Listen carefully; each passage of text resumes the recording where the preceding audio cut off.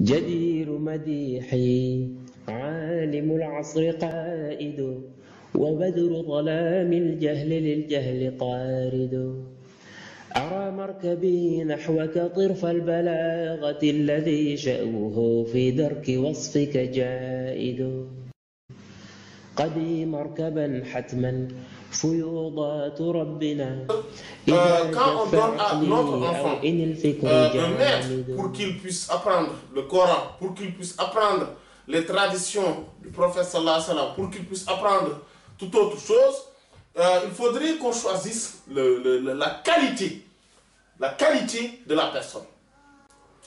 Et on voit même que c'est ce que aussi, vous voyez que même si pour autre chose, regardez l'imam Malik, rahimahullah par exemple, ou même l'imam Shafi'i, l'imam Muslim, on regarde tous ces gens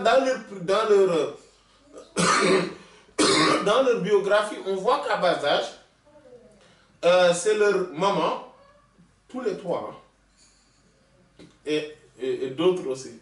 Voilà, c'est leur maman qui venait, c'est presque le même rituel en fait. Donc après le lavage, le rituel, il les donne un habit bien correct, mais qui montrait aussi la solennité de l'événement, avec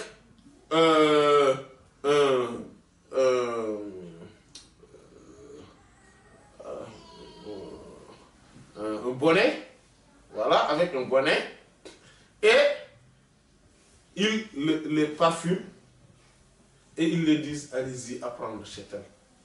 Voilà. Quant à, bon, maintenant c'est après le Coran, quant à l'imam Malik, c'était à l'âge de 9 ans, l'imam Shafi'i aussi, c'est à peu près à cet âge-là. Quant à l'imam Muslim, c'était à l'âge de 12 ans. L'imam Muslim, rahimahullah, est parti chez l'imam Yahya ibn Yahya at-Tamimi, qui venait de Médine. Donc, qui a appris le Muwatta de l'imam Malik à Médine. C'est pour cela qu'il rapporte beaucoup de lui dans son Sahih. Quant à l'imam Shafi'i, radiyallahu anhu, donc sa maman l'a amené vers l'imam Malik, rahimahullah, radiyallahu anhu. Voilà. Et l'imam Malik, radiyallahu anhu, sa maman l'a amené auprès de Rabi'a ibn Abi Abdurrahman, qu'on appelait Rabi'a al-Ra'i, rahimahullah, radiyallahu anhu. Et il lui a dit, va voir Rabi'a, et prends d'abord ses convenances, sa politesse, ses bonnes manières. Prends d'abord sa spiritualité, son amour envers Allah et son prophète sallallahu alayhi wa sallam, ses comportements, ses bons comportements, et avant même de prendre sa science. Donc ils sont allés là-bas, donc, et sa rigueur aussi, avant de prendre sa science. Et vous voyez que eux tous, on voit, c'est comme ça, c'est ce qu'on a vu. Cheikh Ahmad Tidjani, radiyallahu ta'ala anhu aussi, c'était le cas. À bas âge, mais très bas âge, il est allé donc apprendre le Coran, mais voilà, donc chez des vertueux. Il a appris les livres, la sunna aussi, chez des vertueux. Il a appris, voilà, c'est comme ça. Il faudrait aussi choisir de qui on prend la science. C'est pour ça l'imam Malik, rahimahullah, le disait souvent. Il dit que la science, inna hadha al-ilm dinun, fanzuru amman akhadtum dinakum. Cette science-là, c'est la religion. Toute la religion. Cette science-là. Donc, regardez bien de qui vous prenez votre religion. Voilà. Il faudrait bien le choisir. Voilà. Et vous savez, il y a... c'est pour cela qu'avec cette rigueur-là, par exemple, lui, il ne prenait que lui, il n'y a pas que lui. Il y a lui, Sufyan al-Thawri, Mansour ibn al-Mu'tamir, etc. rahmatullah al-jami', qui ne prenaient que des gens qui sont crédibles et fiables. C'est pour cela qu'il disait qu'ici à Médine, il y a 40 savants, 40 personnes plutôt, c'est-à-dire qui ont atteint un niveau de sainteté. Donc, voilà. Mais, donc, s'il disait, oh Allah, fais descendre la pluie tout de suite maintenant, la pluie va descendre tout de suite et maintenant. Mais je ne prends rien de leur science. Je ne prends rien de leur science. Pourquoi? Parce qu'ils ne sont pas rigoureux dans la science. Donc, on voit bien qu'il faut choisir de qui on prend la science. Et ajouter à cela, il y a la baraka en fait. C'est que ajouter au fait, c'est ça qui est extraordinaire. En fait, ajouter au fait que cette science-là, il le prend de manière crédible et sûre, il le prend aussi tout en prenant la baraka, la lumière et les secrets de cette science. Quand on prend de quelqu'un, il nous transmet également ses secrets, ses lumières. C'est pour cela que quand par exemple, on peut faire le test, hein, quand on écoute quelqu'un qui lui, vraiment, il parle de la religion, mais il n'est pas sincère du tout. On peut en tirer une science.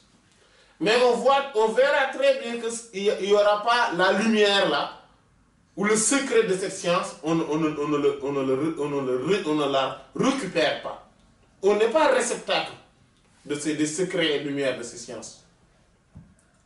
Quand on voit maintenant quelqu'un qui parle de la science et qui lui-même est une niche des lumières et des secrets, on voit que en même temps, il nous transmet aussi cette lumière, ces secrets. Voilà. Et pareil, quand on regarde le livre, quand on lit le livre d'un saint, la teneur de sa parole, la lumière qui y dégage, on le sent en lisant le livre. Tandis que quand on lit le livre d'un farfelu, on voit qu'il n'y a pas tout cela. On ne le sent pas.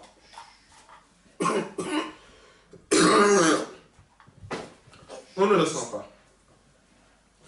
Et il y a autre chose aussi qu'il faudrait bien éclaircir ici, et c'est extrêmement important. C'est que nous, souvent, on se plaît à raconter les propos de Montesquieu, de Lamartine, de je ne sais pas qui. Et on pense qu'on est en train de dire des choses mais extraordinaires. Et des choses vraiment intéressantes. Alors qu'en réalité, non. Malheureusement, non. Vous savez, il y a deux choses dedans. Oui, ou bien de Victor Hugo, par exemple, quand il parle de l'an 9 de l'Hégire. En fait, le professeur Salam, ce qu'il raconte là, dans son poème à l'an 9 de l'Hégire, mais ce n'était pas l'an 9 de l'Hégire, c'est l'an 11. Et ce qu'il raconte, c'est-à-dire là où le professeur Salam, le jour de son décès, si on peut s'exprimer ainsi, c'était à l'an 11. Et il dit qu'il a demandé qu'on lui apporte le Coran, le livre qu'il avait écrit de ses mains. C'est faux. Le Coran n'a pas été inventé par le prophète sallallahu alayhi wa sallam. Et certains disent que oui, Victor Hugo, il a exalté le prophète sallallahu alayhi wa sallam. Mais c'est faux. Ce qu'il a dit là, mais c'est faux. Ce qu'il a dit, c'est faux. Et c'est même une insulte, une imposture sur le prophète sallallahu alayhi wa sallam. D'autres vont se plaire de raconter ce que Alphonse de Lamartine a dit, tout en pensant qu'ils disent des choses intéressantes. Eh bien non. Ce qui le prouve, c'est que dans ce livre-là, mais Voyage en Turquie, et d'ailleurs plusieurs passages de ce livre sont disponibles sur Google. Si vous voyez, vous tapez Google, Voyage en Turquie ou Alphonse de Lamartine sur le prophète Mohammed, sallallahu alayhi wa sallam, vous verrez que l'écrasante majorité de ce qu'il a développé dedans, en fait, ce qu'il a voulu développer, c'est tout simplement insulter le prophète, sallallahu alayhi wa sallam. C'est tout ce qu'il a voulu développer. C'est tout ce qu'il a dit d'ailleurs. Les petits passages là, qu'on prend là en disant que Alphonse de Lamartine a dit ça, ceci, cela sur le prophète, sallallahu alayhi wa sallam, mais c'est des passages qui sont entre des passages qui sont là pour l'insulter. Comment on va se plaire de dire que oui, pour finir mon discours, ou plutôt pour vous dire que le prophète qui était-il, je vais vous donner la parole de Lamartine. Alors que Lamartine même c'était un ennemi du prophète. Sallallahu alayhi wa sallam. Il était là, il a insulté le prophète dans ce livre-là. D'ailleurs, il s'est dit que, et il est dedans, hein, il dit que celui qui... C'est parce que les gens qui l'ont cru, c'est parce qu'ils sont des débiles. En fait, lui, il a utilisé des mots plus durs, hein, j'ai juste allégé. Et qu'il a traité du prophète sallallahu alayhi wa sallam, il a dit que c'était un imposteur. Mais il a dit beaucoup de choses. Et que c'est parce que les gens sont débiles qu'ils ont cru à ce personnage-là. Et que ce n'est que dans ce cadre-là qu'il fait ses éloges au prophète en disant que mais vraiment, lui vraiment c'est quelqu'un de grand parce que c'est un héros. Pourquoi? Parce que malgré que c'est un imposteur, malgré qu'il a dû faire tout ça, il a quand même réussi ce qu'il a réussi. C'est que dans ce cadre-là qu'il a dit tout ce qu'il a dit là. Et que les gens le prennent pour étant des éloges sur le prophète. Non, mais ce n'est pas des éloges. Donc il y a ce problème-là, ça c'est un.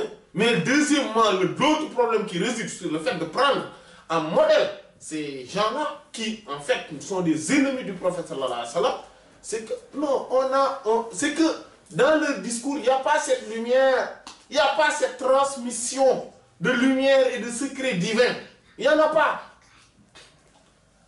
On a d'autres imams à qui, si le simple fait d'entendre leurs propos, on sent qu'il y a une lumière dans cette parole. Et ça, ces propos nous éduquent.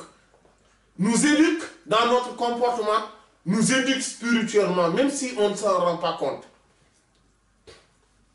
Parce que la science en elle-même, c'est l'esprit même, ou plutôt la nourriture. Voilà, la nourriture de l'esprit. La science, c'est la nourriture de l'esprit. Voilà. L'aliment des cœurs. Et donc, quand on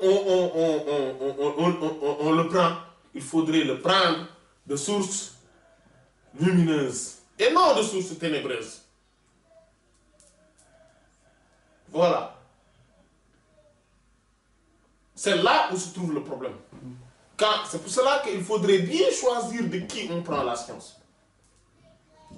Cheikh Ahmed Tidiane radiyallahu ta'ala a eu cette faveur, cette grâce, ce mérite d'avoir pris la science que des gens qui sont dans la sommité, dans leur pureté. وما لي بقول فيك إلا شهدته شهادة حق ليس فيه زوائد بل اسمك عنوان العلا فيك خالد محمد أنت المصطفى أنت عابد